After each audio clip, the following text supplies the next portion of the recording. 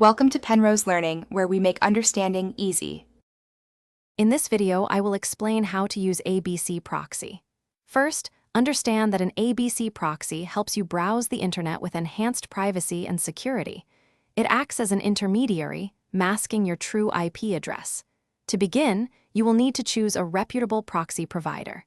Many providers offer various plans, often starting from $5 per month. Once chosen, you will either install their dedicated software or manually configure your system settings. Next, let's configure your proxy.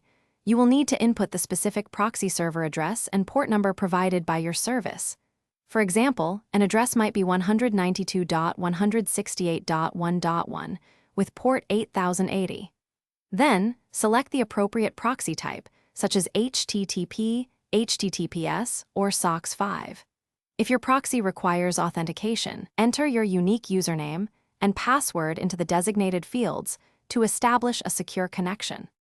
Now that your proxy is configured, let's use it effectively. Always verify your connection to ensure the proxy is active and functioning as expected. You can use an online tool to check your visible IP address. Enable your proxy for sensitive tasks like secure browsing or data scraping, and consider disabling it for activities where speed is paramount.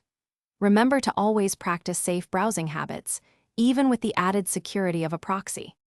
Finally, let's cover some common troubleshooting tips. If your proxy fails to connect, first check your underlying internet connection to ensure it is stable. Next, carefully review all your proxy settings for any typos or incorrect entries, such as a wrong port number.